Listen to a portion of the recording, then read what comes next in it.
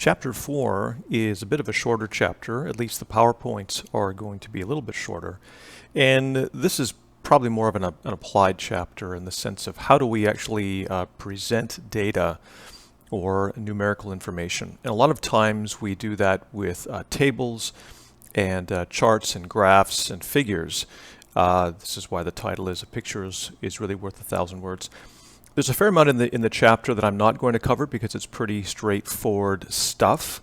A lot of it has to do with creating pie graphs and bar charts using SPSS, which you can learn a little bit later on. What I do want to focus in on, though, is one section called the histogram.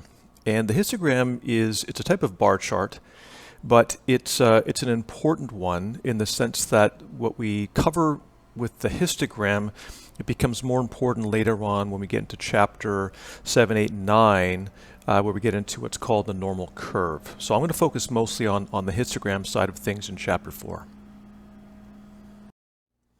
So two of the learning goals for chapter 4 is to understand and describe the function of what we call class intervals. Now, class intervals are a type of data reduction. A lot of times with statistics, we work with very large frequencies of numbers, huge tons of 50,000 pieces of information. How do we organize that information into something that is understandable? And so one of the things that we do is we can put some information into class intervals, and I call that data reduction. Right, so we're taking large parts of data and kind of compressing them into specific categories. We lose part of the information when we do that, but nevertheless, from a 10,000 foot view, it gives us a better understanding of what is going on. You'll see this when we start getting into histograms. And the class interval is actually a preamble to the histogram. To put together a histogram, you need to create a class interval. And so the next few slides coming up will show you how that works. So here's part of this rationale as I was describing in the previous slide. Here's an example of an awful lot of information. Let's say you've got the height and weight measurements for 40,000 persons.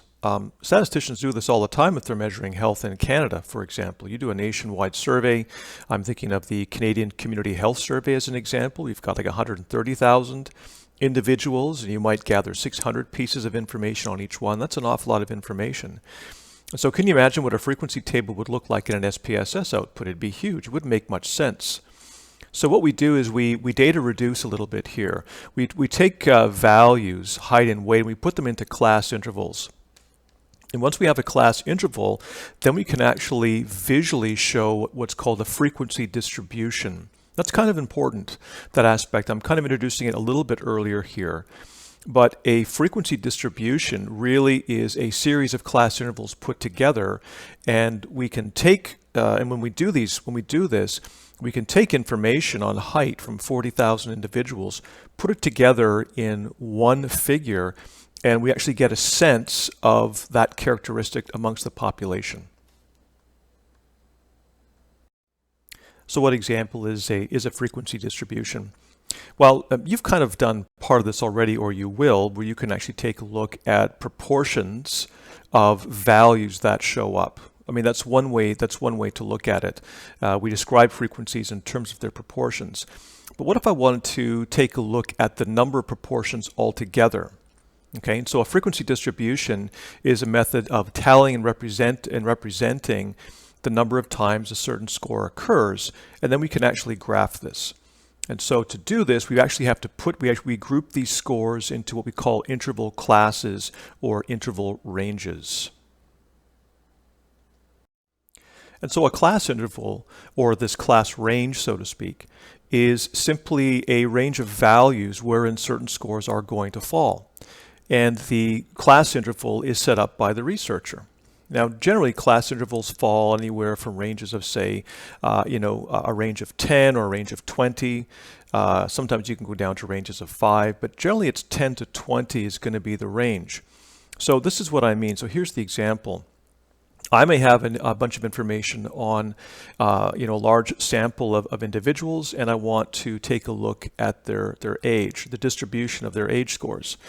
Individually, that's 40,000. That's 40,000 people. That's a lot of information. It's very unwieldy. So what I do is I say, okay, well, I want to know how many people, or the number, or the frequency, fall into the age category of 10 to 19 years. How many fall into 20 to 29 years, right? So that's what I do. Notice that each one of the intervals is set at the same value, 10. Now it looks like when it says 10 to 19 there on the slide, it looks like that's an interval of 9, but I want you to count it up. When you actually count it up, there's actually 10 values there. And so if I was looking at the values, I think the second paragraph here in the PowerPoint slide is, so the ages of 14, 18, and 19 would go into the first interval range of 10 to 19 years. The total number, the frequency of the ages in that interval would be 3. So this is the first step in the creation of a frequency distribution. How many individuals fall into each one of those categories? And once we have that frequency value, then we can actually graph it. Okay, so let's take a look at an example here. So what we have on this slide here is we have a sample of 50 individuals, right? There's my little n equals 50 down at the bottom. And what we've done is we've asked them to report their age, rounded up to the nearest year. And then what we did was we created a series of class intervals, and so we set the class interval in terms, in this case here, in terms of a range of 5 years. So we've got anywhere down at the bottom here 0 to 4 years, and up at the top we have a 45 to 40 to 49 years. And then what we did is we counted up how many individuals fall into each one of these class intervals. Okay, and so we see at the top here we only had one person that actually fell into the 45 to 49 category. Now again, we don't know what that person's age is. That person could be 42 years, sorry, that person could be 46 years old, could be 48 years old. We have no idea, right? All we know is that there's one person who falls within that class interval. And that's what we mean by losing pieces of information. We don't know the exact age of that person. All we know is that they fall into an age range. But the point here, more importantly, is that there's only one of them.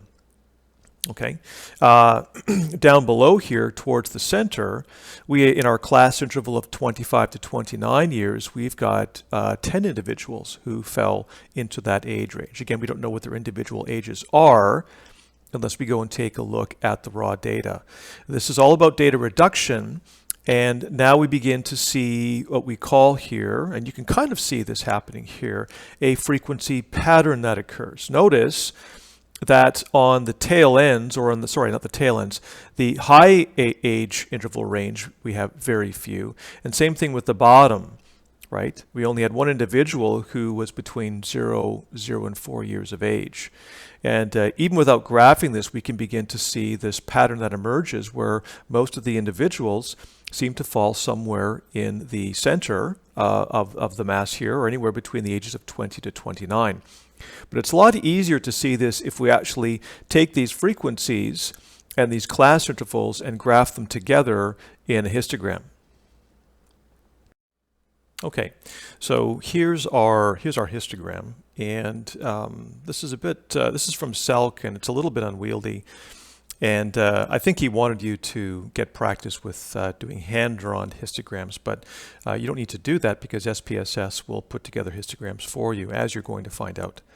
And so we don't need to do that. So I'm sorry the graph is a little bit messy down here at the bottom. Let's take a look at this graph. All this information on the graph is from the previous table that we did, the class intervals and the number of individuals who fell into those age class intervals. And so whenever I take a look at a table or a figure or a diagram, especially if I've got an X and Y axis, I always go to the X axis first because this should give me some information as to what we're dealing with here. And so if I take a look in the center here, what I see is I've got, these are my class intervals. There's 5 to 9 ages 5 to 9, ages 10 to 14, et cetera, et cetera, et cetera. And then when I go and take a look on the Y axis here, I see this is the frequency or the number of individuals that fall into each one of these class intervals.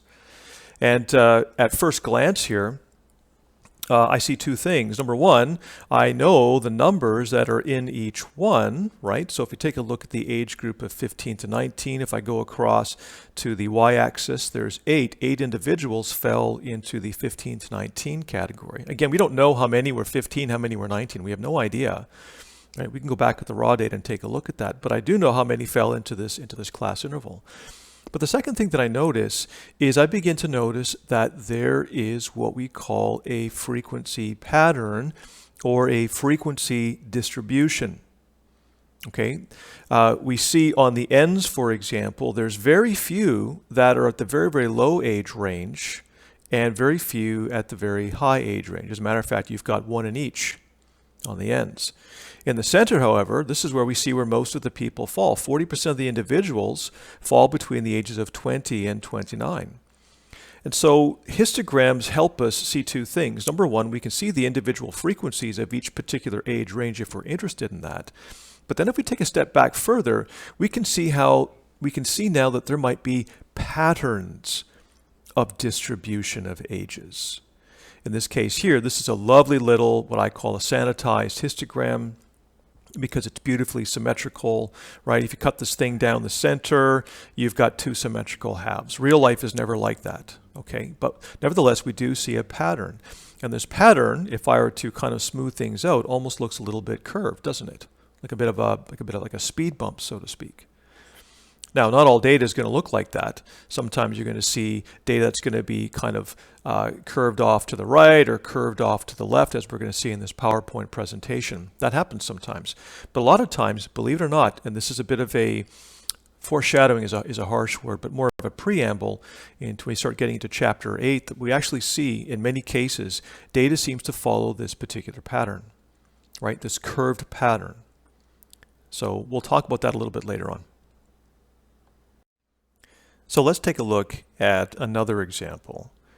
And this example here is a class interval distribution in a histogram showing diastolic blood pressure measures of a sample size of 56. How do I know it's 56 in the sample? Well, there's my little n. That means my sample size, and I've got 56 in here. I'm not sure what the class intervals are. It looks like they're 5 width in terms of 5 millimeters of mercury, it looks like to me. And again, we see this pattern down below our x-axis here. We go from 60 millimeters of mercury up to 120 millimeters of mercury.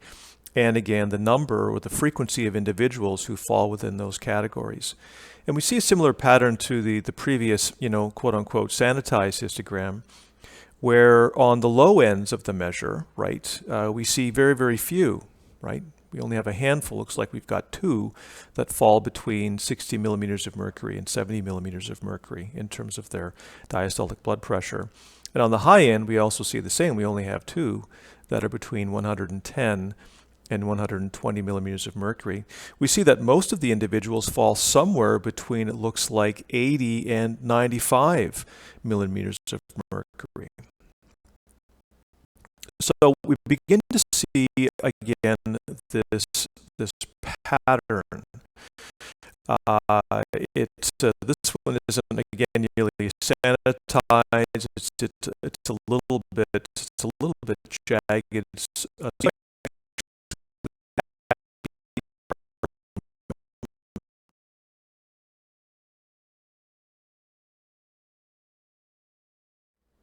Okay, and so here we go. Now notice we still see to a certain extent some things that remain. It's really hard to decipher what the class intervals are here. I'm sorry about that. Look at the tail ends of this.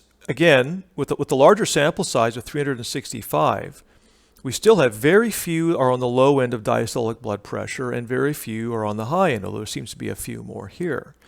And again, we seem to follow this kind of a curved thing. Actually, this looks like Asgard. You ever seen the movie Thor, right? Thor Ragnarok? This looks like Asgard, if you recall these things in terms of gold. Sorry, you've got to be an Avengers fan to get that reference.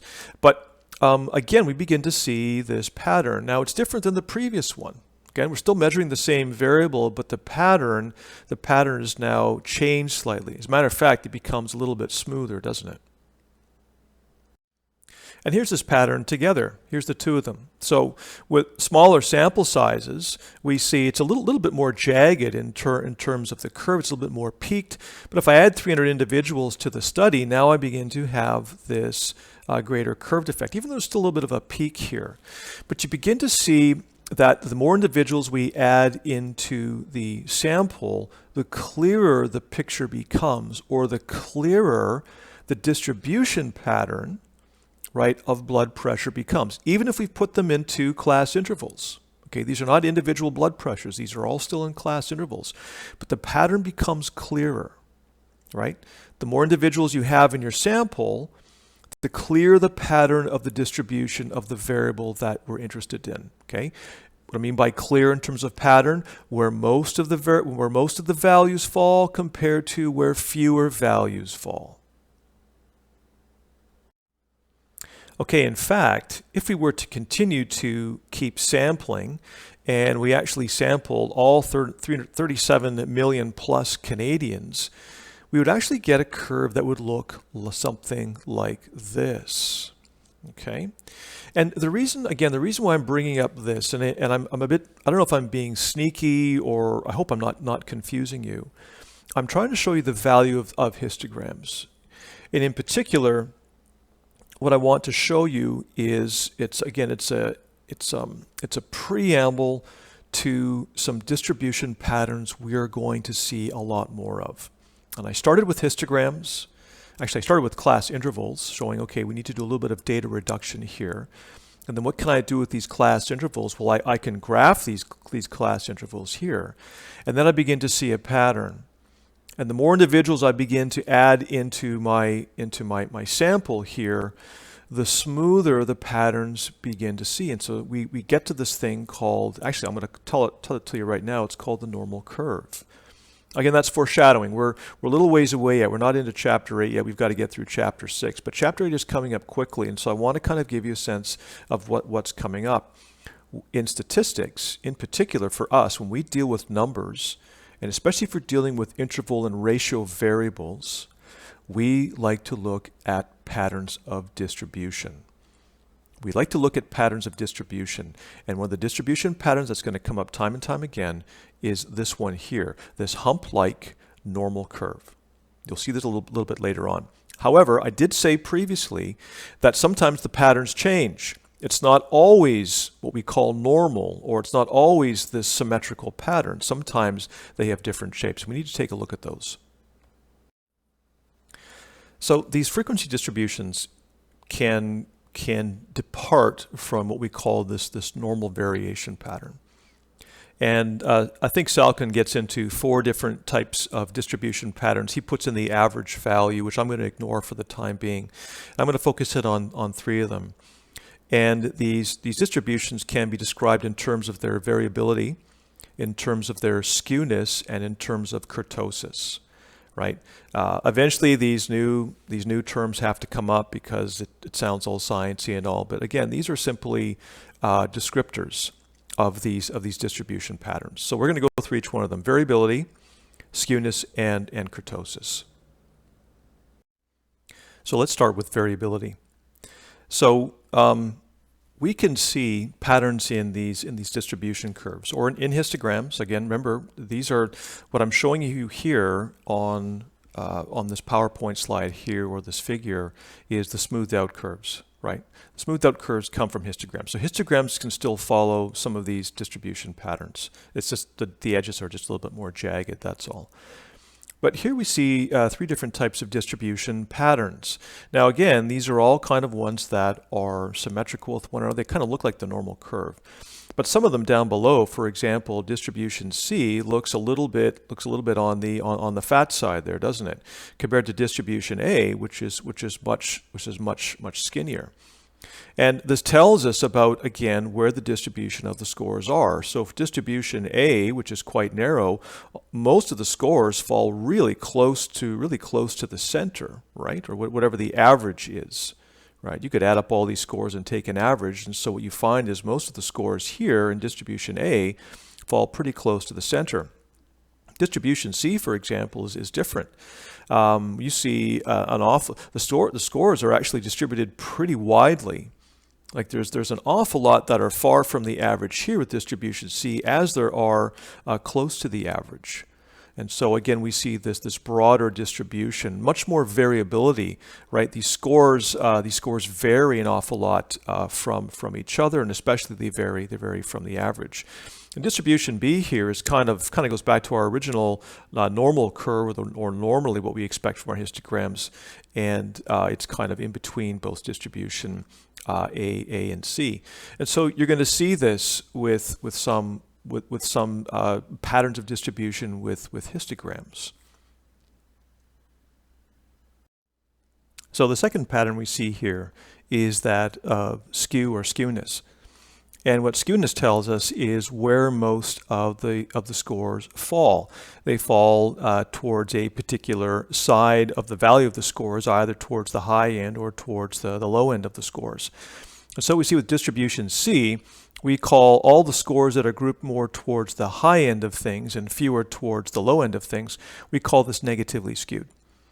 Distribution A on this side here is called positively skewed, and again that's because most of the scores are grouped here towards the low end of things.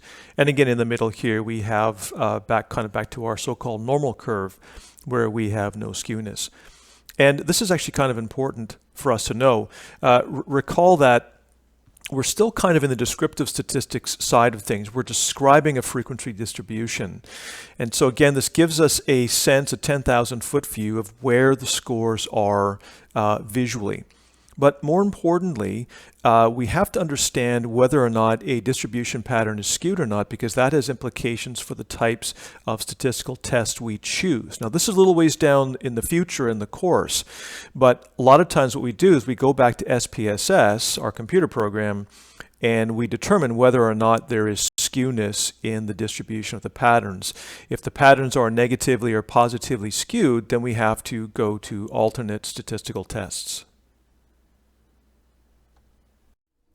The last type of, or the last sets of curves here are what we call kurtosis. And kurtosis simply describes whether or not the curve is fairly flat or whether it's kind of pointy.